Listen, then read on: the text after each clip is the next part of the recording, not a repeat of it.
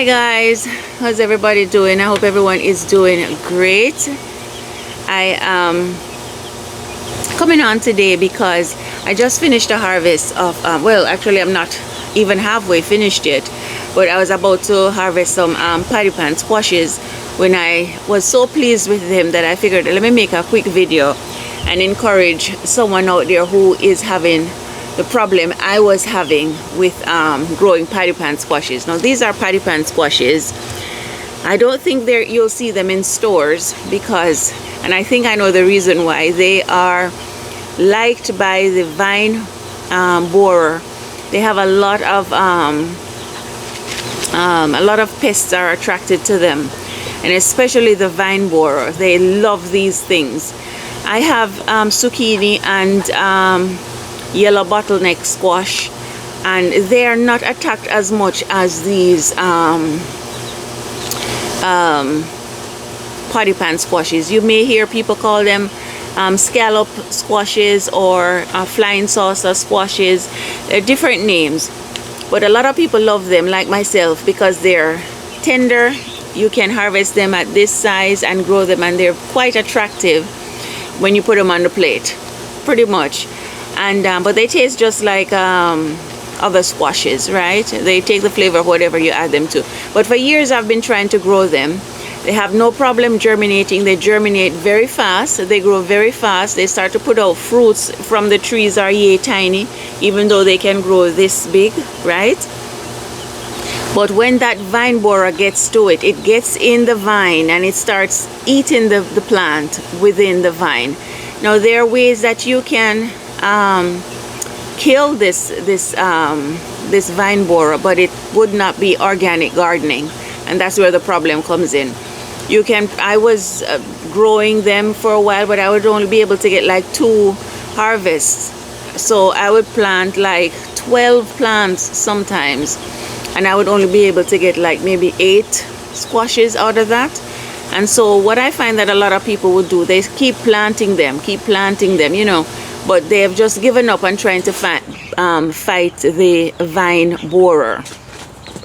So I came on YouTube probably 3 months ago and, you know, started watching a lot of YouTube videos, and I saw a young lady that said that she's been self-pollinating for years, and so she's been quite successful with growing paddy pan squashes. So I was like, no, forget that, I'm not patient enough. But anyway, by watching her over and over again and her getting multiple harvests, I decided to do it. So I planted my paddy pan squashes. They germinated fast, which is, you know, what they do. And as soon as they germinated, I covered them with a mesh. And I didn't want to spend anything different. I mean, I didn't want to spend anything or have anything built different by Carl. I just wanted, I like stress-free gardening. I don't like to add anything. If I plant something that has seeds, I keep the seeds and I grow it next year, that type of thing. So I didn't want to buy anything. So my daughter had a mesh for her canopy bed, and it was just laying around doing nothing. I'm going to show it to you in a minute. And so I put that over it the minute they germinated, and I probably should have covered it while the seeds were still in the ground, because these squash bugs are very crafty. There are some in the ground and they burrow up, right, and get your plant. So even if you have it covered, but in that case you'd have to rotate where you plant the squash every year. So anyway, what I did was I made a new bed completely where I've never planted it before. Planted it, it germinated, I covered it, I fertilized them, and they grew, and now I have paddy pan squashes, guys. So that's what I wanted to share. Don't give up on trying. Try the self-pollinating method. And I don't know if I'll be able to do that so you can see with this camera, but you would have to go out every morning between 6 a.m. and 9:30. I'd say 9 o'clock. Self-pollinate, because this bug starts to work when the sun gets warm and all the dew has dried up off the plant. This is what I heard. And I guess he goes by the aroma of the squash, and that's the time he starts to work. So you want to come out and take your veil off or your netting off and pollinate self-pollinate within those hours. Cover and let it stay covered. Do whatever you have to do within those hours. That will be 6 a.m. until 9 a.m. right? Because the flowers open up as soon as day breaks and it starts to light out, right? So I'm gonna go over there now and show you what this is all about. All right, so hang tight. All right, the sun went in, so I'm not sure if you're able to see very well, but so this is the whole thing. This is the netting. Built this garden and put the netting over it, and yeah, so that's it. So I usually go in from this side, so I'm gonna go in from that side to show you what it is that I do. Just uncover her, and there they are. So I would come in and just bear with me, guys. I'm trying to do this with one hand. Okay, so there's everybody, and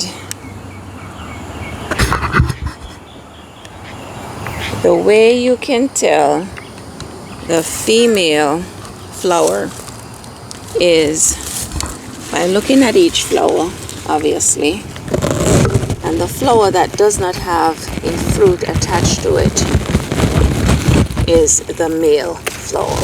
Okay, so I did some self-pollination this morning, so, and the male flower has this, I thought you were seeing what I was doing, has this thing here that's filled with pollen, right? And you want to be sure not to touch it or else you get the pollen off. And let's see if there's one with a fruit. This plant happens to have no female on there. The female has a fruit on it. I want to show you. Okay, here is a female. It has a fruit on it, and it also has a flower. So you would go inside. I pollinated this one this morning already, so I can actually open this flower. It closed because it has been pollinated and it's fine. So you would go in like this and just rub your pollen on this part here. You can see the female part looks like little eggs to me. Just rub it on there, and so this fruit here has been pollinated.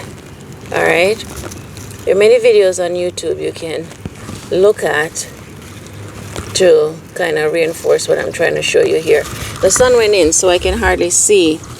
Right, so that's what I do every single morning, and you can see, like over there, I'll open the other side so you can see better.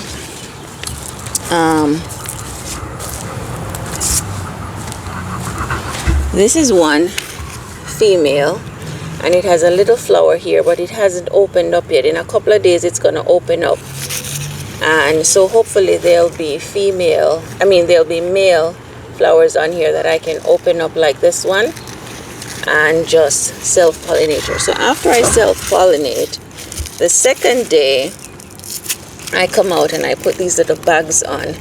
This is a second precautionary measure, and that's to make sure that no worms, try to penetrate the fruit. And so this bag stays on for as long as I want this squash to grow.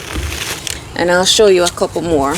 I'll be covering these tomorrow because I pollinated these this morning, so they have closed up. I just hope you're able to see me. That would be such a shame. Right, she closed up because she's pollinated. So tomorrow when this flower falls off, I'm gonna put my little baggie over her.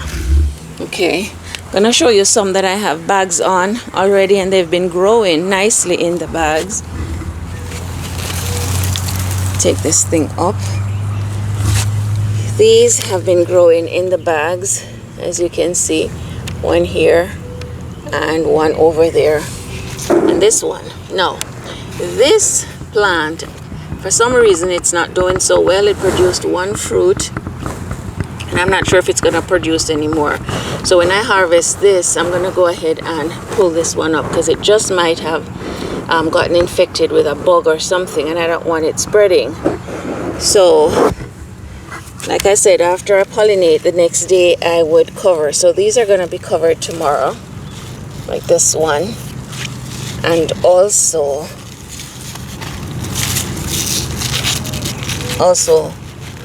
where is it? Here's my finger.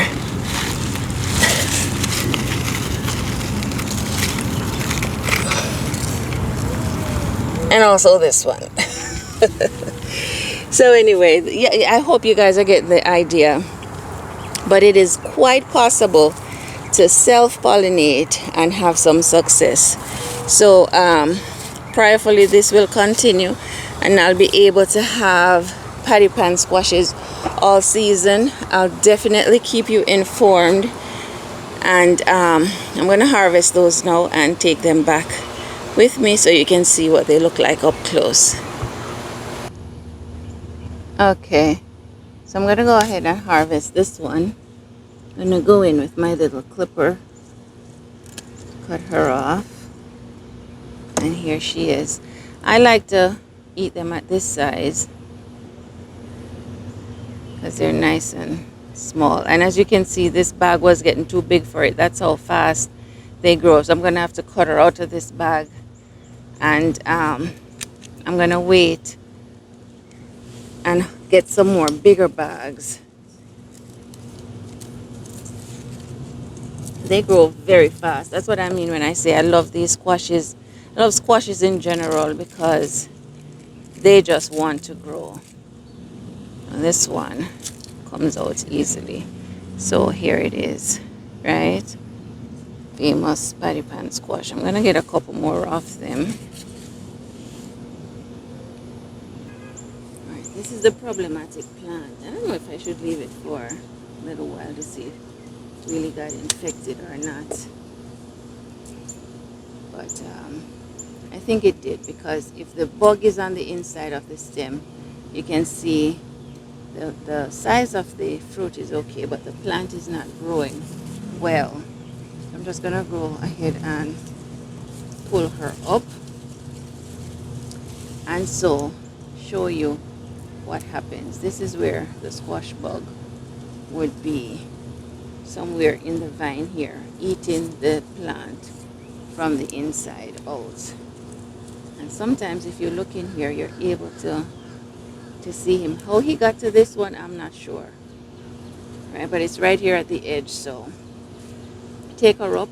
You don't want to put this in your garbage because, or your compost, I mean, because they do mature and then they'll burrow into the ground and stay there until next year. And so here are my patty pan squashes. Guys, you have no idea how happy I am. I have never been able to harvest so many patty pan squashes at once. I'm gonna let the others that are out there at this size grow a little bigger to this size. And I'm also gonna see if I can get some tomatoes. These are delicious if you saute them with butter, you know, just slice them up however. Butter, Vidalia onions or sweet onions, and some sweet basil. And you can also add tomatoes if you want to. But they're delicious if you saute them like that. They're tiny, but very delicious. And the smaller they are, the less seeds they'll have. The ones that are bigger than this, they have more seeds in them. I don't like when they have too much seeds. I also wanted to show you something else. These are my callaloo that I have dusted with some diatomaceous earth, just preventative measure from the worm. The reason I plant so much tomatoes, I've gotten asked many a times, why do you plant so many tomatoes? And I'm going to show you the reason why. Now this morning I got up, look at this one. It's not a lack of water. Just got up. It has a lot of fruit on it, so you can tell the plant was doing well. It just went limp. So more than likely, it has been attacked from the root by a grub or insect or something. Some sort of enemy that attacks from the root. And in the far back, remember my Roma? It was attacked also. And I think it's from the root because it's not lack of watering, because I water them on a schedule. So I'm going to go back there and get my couple of Romas. So guys, that's why it's important to plant a lot of tomatoes if you depend on them. These I'm just going to allow to stay on the vine and ripen. But I leave it in the ground because tomatoes have a way of regrowing roots. But if that's not done in a couple of days, then I know it's all done. So I'll just pick it up. But sometimes when tomatoes go limp or something is eating them at the root, tomatoes are resilient like that. They'll push out more roots if you water them. Just keep the root area nice and moist, and that will give them a chance to push out some more roots. And yeah, they might bounce back. So yeah, that's what happened there. Put down my tomatoes here. Okay, as far as my cucumbers go, I don't usually plant a lot, you know. I got these cucumbers and sowed them from seeds. And this white powder that I have in here is diatomaceous earth. And I do that once they start to put out fruit, because I usually have a problem. Look at this little guy here. He's getting the job done. Yeah, once they start to put out fruit, sometimes I find that little bugs start to bite into them, start to feed on them. So this is one cucumber right here. And we have quite a few on there, you know, baby ones. Like, can you see this? Like this one, that's a baby one. And I'll show you another one that's a decent size. Hope you're able to see. No, you're not able to see. I'm going to have to go from the other side. Once I see the fruits coming out, I start to dust them. Here's another one that I dusted, right? So that there's any bugs, and I clip the leaves off that are not getting sun, because I find that here's another one here. I did give it a little bit of dust, and I have many tiny ones on there. So like I was saying, guys, as far as the cucumbers are concerned, if you don't want to use any strong pesticides and so on, you can use diatomaceous earth and dust the cucumbers so they don't get pierced from these little worms. And so I hope this video was informative and inspiring. I'm gonna go back out and try to prune a little bit and pull some weeds. But I'm so happy with my potty pan squashes, and I'll keep you informed to see how it's going. I'm gonna get some bigger bags so I can have these grow even bigger, so I can stuff them, you know, and try different recipes and stuff. It's just a nice way to get your veggies in with a prolific provider like squashes. And it's summer, so they love the heat and so on. So until the next video, guys, God bless, happy gardening, and I hope that we'll all continue to inspire each other to grow our own foods organically. God bless. Bye.